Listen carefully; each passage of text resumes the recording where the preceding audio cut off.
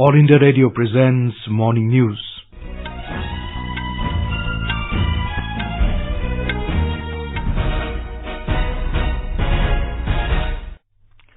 Good morning, I'm Abhishek Mukhopadhyay. The headlines. Prime Minister Narendra Modi says those who helped perpetrators of 1993 Mumbai blast flee the country will be exposed soon. Political parties intensify their efforts to woo voters in Maharashtra and Haryana with only 3 days left for campaigning. 3 accused in PMC Bank scam remanded to judicial custody till the 23rd October. President Ramnath Kovind to embark on a week-long tour to Philippines and Japan from today. Maldives calls for better collaboration with Indian business entities to boost trade between the two countries. And in sports, National Junior Squash Championship gets underway in Chennai.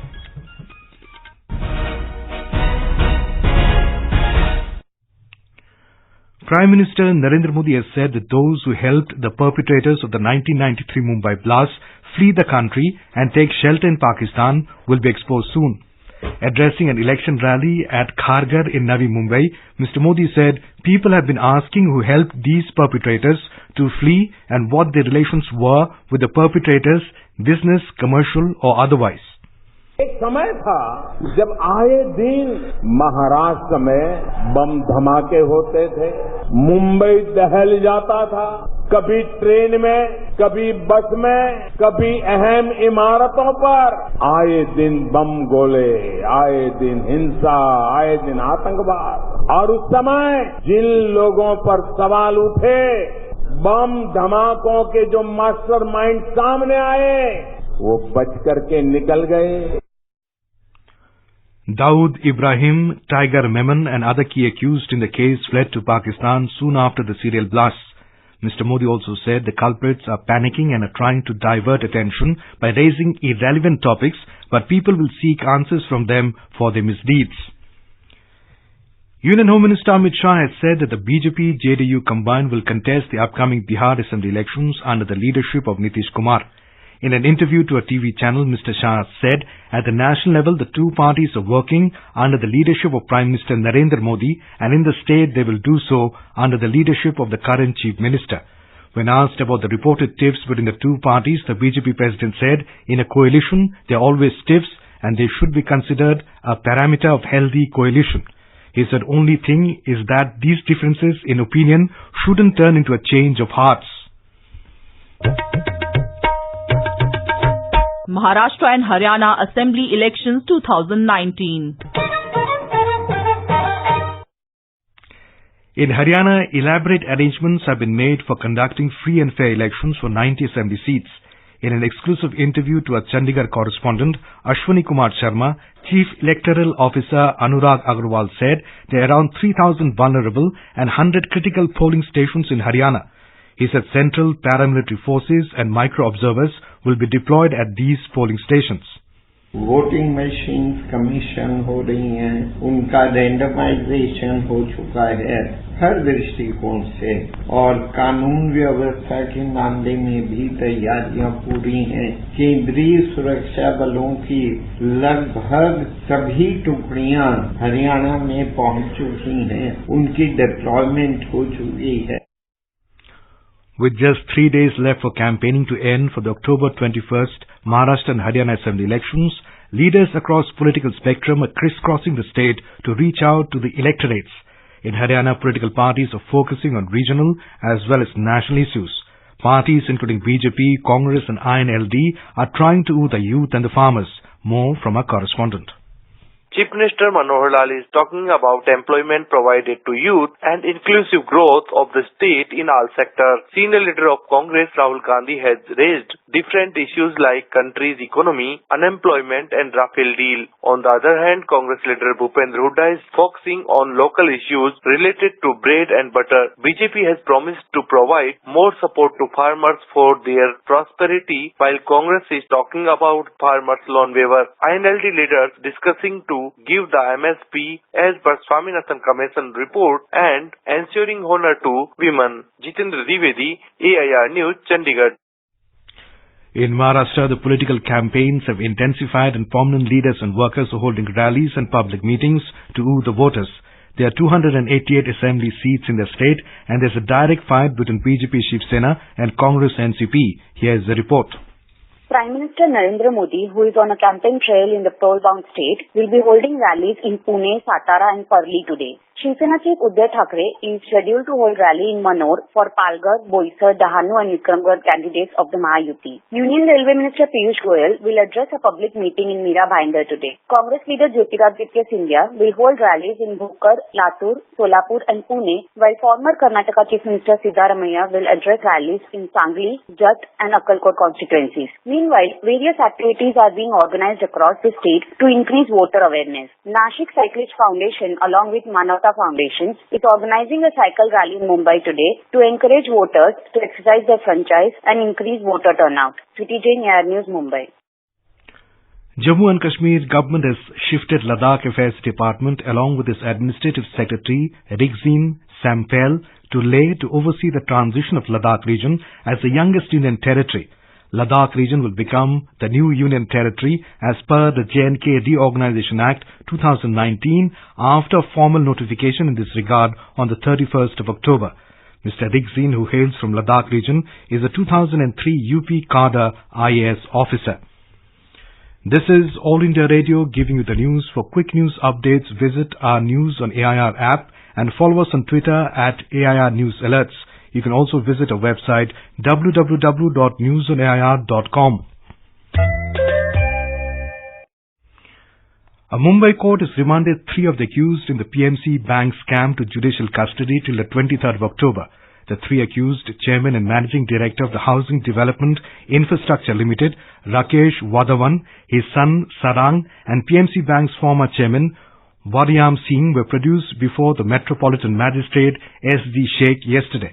Late in the day, the Enforcement Directorate approached Mumbai Special Court for Prevention of Money Laundering Act cases, seeking the Wadhawan's custody.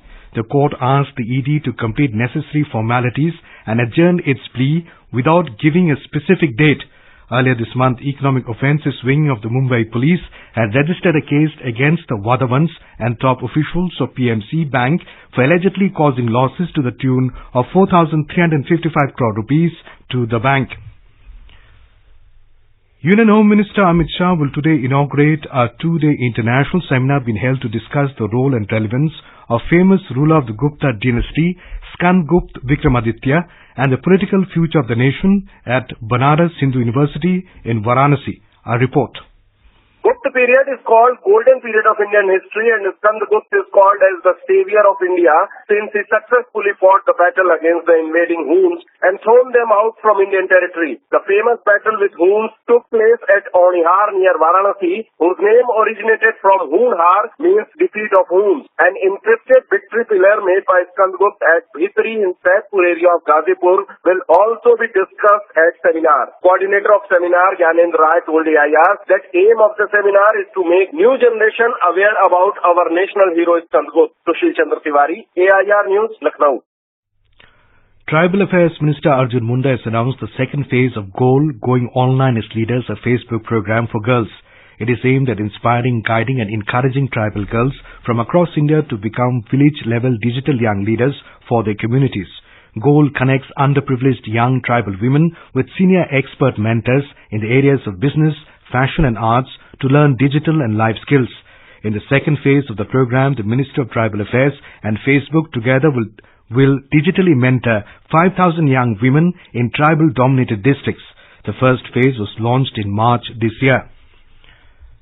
President Ramnath Kovind left on a week-long visit to the Philippines and Japan this morning. MEA spokesperson Ravish Kumar said Mr. Kovind is visiting Japan to attend the enthronement ceremony of the Emperor of Japan, Naruhito. Vijay Thakur Singh, MEA Secretary East, said the President will be in the Philippines from October 17th to 21st and in Japan from October 21st to 23rd. One of the purposes is of Rashtrapatiji's visit to see and flag the importance of economic engagement between our two countries. And not only on trade, we already do have ongoing cooperations with Philippines in various fields. We have it in health, we have in agriculture, we have in renewable energy and counterterrorism. The Maldives has called for better collaboration with Indian business entities to explore new avenues to diversify its economy. Speaking at the inauguration of Indian Expo in Malé today, Maldives Minister for Economic Development, Fayaz Ismail, said there is a huge potential in the economies of both the countries, especially in the quest to diversify. Maldives Minister specified medical tourism and food processing as areas where cooperation between industries can be greatly enhanced. He added that people of both countries must explore the possibilities and learn each other's mindset. The minister said close cooperation between Maldives President Ibrahim Mohamed Solih and PM Narendra Modi has led to very good development between the two countries within last 11 months. Relations between the two neighbors have vastly improved since Mr. Solih took over as president last November. India has committed $1.5 billion line of credit to Maldives and is assisting its development through several infrastructure projects. Santosh Kumar for AIR News from Colombo. US President Donald Trump has defended his decision to pull US troops out of Syria, calling it strategically brilliant. Talking to reporters at the White House, he denied giving Turkey a green light to launch operations against Kurdish militants. Mr. Trump said Turkey President Recep Tayyip Erdogan's decision didn't surprise him because Mr. Erdogan wanted to do that for a long time. The US President also disparaged the Kurdish allies he abandoned in the face of Turkish offensive, saying they were no longer angels, as well as Republican critics at home of his abrupt withdrawal. The Chennai leg of the National Junior Squash Championship began in Chennai yesterday. Prithvi Kothari defeated Nirvan Doshi. Both 12-year-olds belong to Tamil Nadu. It is for the first time that some tribal children are taking part in the tournament. The 7-day tournaments will go on till Tuesday.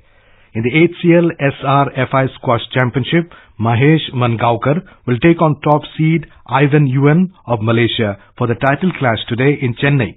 In the semi-finals of the PSA Challenger Tour tournament held yesterday, Mahesh defeated Harinder Pal Sandhu. Earlier, the Malaysian top seed Ivan Yuan won over Aditya Jagtap. Indian artists performed Mahatma Gandhi's favourite bhajan, Raghupati Raghav Raja Ram, on the occasion of the 150th birth anniversary celebrations of Bapu in Sharjah yesterday. The function, which was organised by the Indian Association in Sharjah, was attended by Minister of State for External Affairs V. Muralidharan among others. Mr. Muralidharan is on a 2-day visit to UAE to attend the 5th Abu Dhabi Dialogue.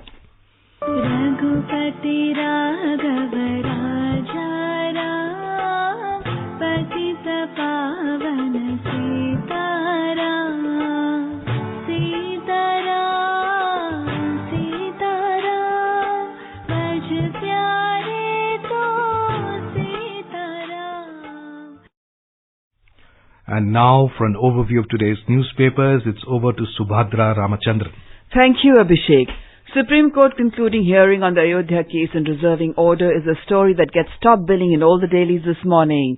Supreme Court reserves Ayodhya verdict after 40-day marathon hearing, leads the Hindu. India power close to a Kartarpur agreement, reports the Asian Age. Pakistan to stay on FATF grey list, informs the Tribune. The Indian Express writes that in J&K, militants kill Apple loader from Punjab, clean worker from Chhattisgarh. Referring to the INX media case, the Times of India says, after 55 days in custody, P. Chidambaram is now arrested by ED. India slips to 102nd rank on hunger index, informs the Pioneer. And finally, long-distance comfort. The Hindustan Times reports that NASA has unveiled next-gen spacesuits with a one-size-fits-all design. Now when US astronauts next touch down on the moon, expect them to walk almost as they do on Earth. With that, it's back to you, Abhishek. Thank you, Subhadra. And now, before we end the bulletin, the headlines once again. Prime Minister Narendra Modi says those who helped perpetrators of 1993 Mumbai blast flee the country will be exposed soon. Political parties intensified efforts to move voters in Maharashtra and Haryana with only 3 days left for campaigning. 3 accused in PMC bank scam remanded to judicial custody till the 23rd of October. President Ramnath Kovind leaves on a week-long tour to Philippines and Japan. Maldives calls for better collaboration with Indian business entities to boost trade between the two countries. And in sports, National Junior Squash Championship gets underway in Chennai. And with that, we end the morning news. Have a nice day.